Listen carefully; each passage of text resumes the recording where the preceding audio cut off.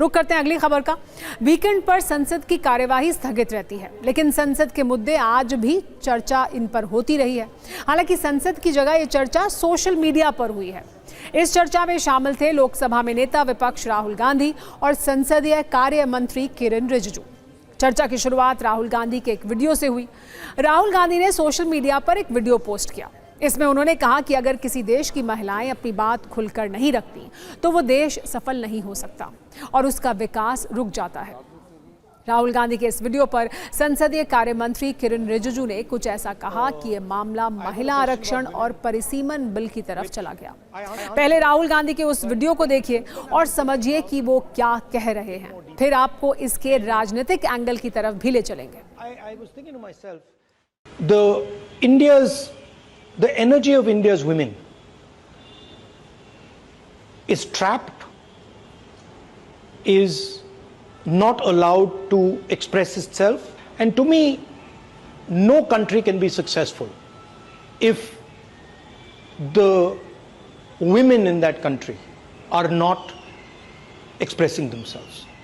A certain amount of freedom from this patriarchy, from the control that, sorry, I'm a man and I'm saying this, but from the control, rigid control that India's men impose on their women is required if India has to really develop.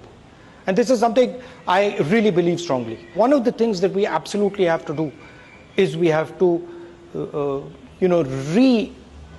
reinvigorate it, bring women back into the conversation where they should be and allow them to express themselves and do what they want. Rahul Gandhi के इस video को repost करते हुए संसदीय कार्य मंत्री किरेन रिजिजू ने लिखा कि ये कांग्रेस पार्टी की ओर से एक सकारात्मक संदेश लगता है। महिलाओं को लेकर श्री राहुल गांधी जी के जो रुख हैं उससे स्पष्ट बदलाव नजर आ रहा है। अब उम्मीद है कि कांग्रेस पार्टी महिला आरक्षण बिल का बिना किसी शर्त के समर्थन करेगी।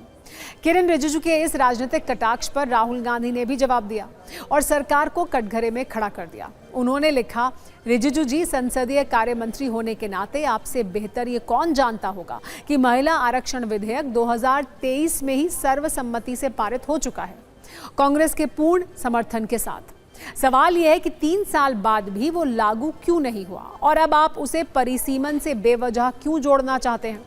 2023 का कानून लागू कीजिए बिना किसी शर्त के। इस पर फिर से किरेन रिजिजू ने लंबा चौड़ा जवाब लिखा, जिसका सार यह है कि महिला आरक्षण बिल परिसीमन से जुड़ा है और जब परिसीमन नहीं होगा महिला आरक्षण लागू नहीं हो सकता है। कुल मिलाकर दोनों तरफ से धारदार राजनीतिक हमले हुए, जिसे अब दोनों दलों के सांसद बयानों के जरिए आगे बढ़ा रहे हैं। कौन लाया था महिला आरक्षण बिल? किसने इंट्रोड्यूस किया था? 2012 में सोनिया जी ने इंट्रोड्यूस किया था। इनकी नीयत में खोट है। पहले संसद चलाइए तो फिर आगे बात करते हैं। कौन महिला आरक्षण बिल को सैबोटाज करता है ये भी जानते हैं, हम भी जानते हैं। समय के साथ अगर पर सीट नहीं बढ़ेगी कैसे काम चलेगा और परिसीमन नहीं होगा तो सीट कैसे बढ़ेगी? तो आप घुमा फिरा के महिलाओं का विरोध करना चाहते हैं। इस सबके बीच आज अकाली दल ने महिला आरक्षण और परिसीमन बिल के समर्थन का ऐलान कर दिया। यह ऐलान भी उस समय किया गया जब शुक्रवार को सुखबीर बादल और पीएम नरेंद्र मोदी की अहम मुलाकात हुई थी। इस ऐलान से पहले चंडीगढ़ में आज शिरोमणि अकाली दल के वरिष्ठ नेताओं की एक बैठक हुई। बैठक में पार्टी ने देश में महिला आरक्षण बिल को तत्काल लागू करने की मांग की। अकाली दल ने कहा कि पार्टी सिख गुरुओं की शिक्षाओं से प्रेरणा लेती है, जिन्होंने महिलाओं की गरिमा, समानता और समान अधिकारों की वकालत की थी। संसदीय कार्य मंत्री किरेन रिजिजू ने इसके लिए अकाली दल को धन्यवाद भी दिया।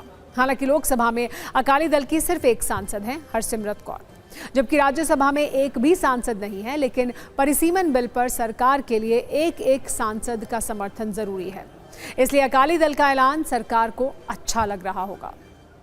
एक और राजनीतिक मुलाकात काफी चर्चा में है। ये मुलाकात पीएम मोदी और आप से बीजेपी में आए राघव चड्ढा के बीच हुई है। राघव चड्ढा ने इस मुलाकात की तस्वीरें सोशल मीडिया पर शेयर की और इसे यादगार सुबह बताया। उन्होंने लिखा कि प्रधानमंत्री नरेंद्र मोदी से मुलाकात का सौभाग्य मिला।